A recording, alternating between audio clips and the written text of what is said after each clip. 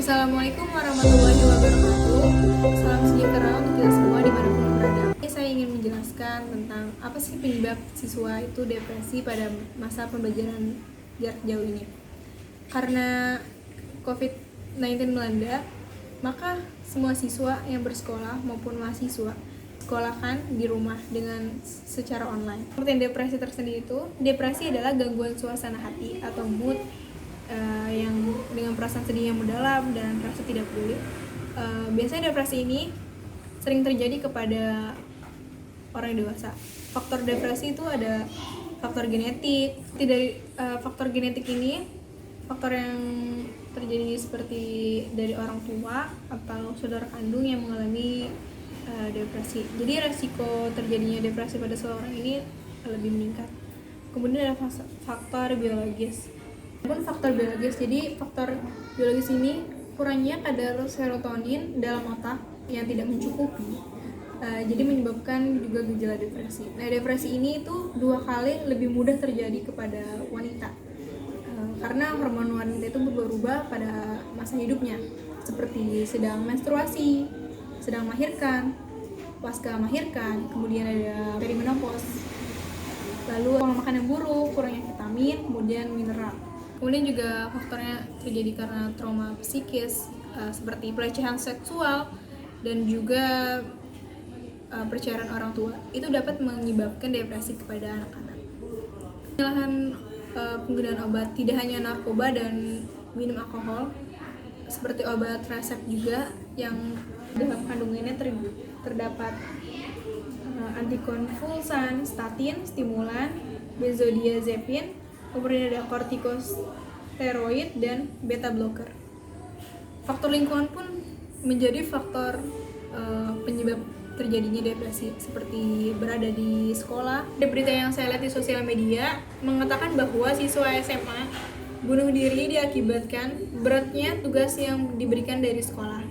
Penyebab siswa tersebut bunuh diri dikarenakan sulitnya jaringan internet di daerah rumahnya dan menyebabkan tugas yang diberikan oleh sekolah menjadi tertumpuk.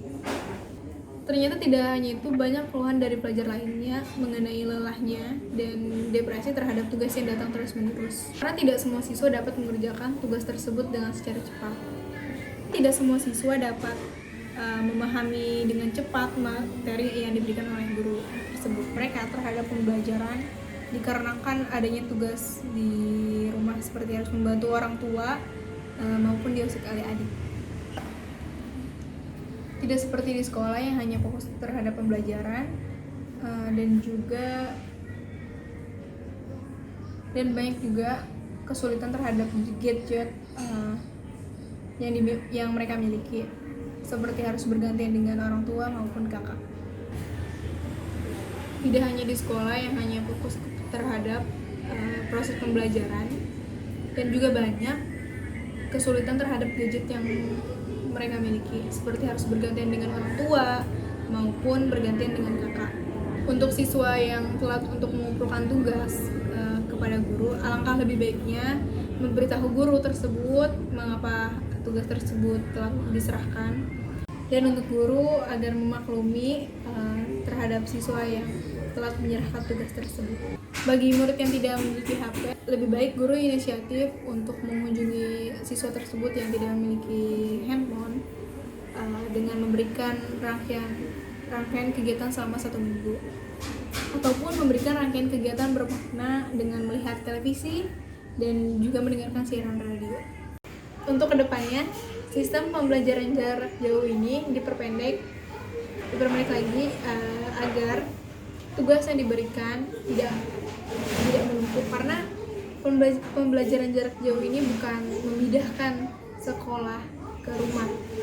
Jadi sebaiknya sekolah menyusun lagi jam pembelajaran agar efektif dan efisien. Untuk kurikulum 2013 ini lebih disederhanakan, dan dalam pemberian materi lebih ke inti dari materi tersebut saja.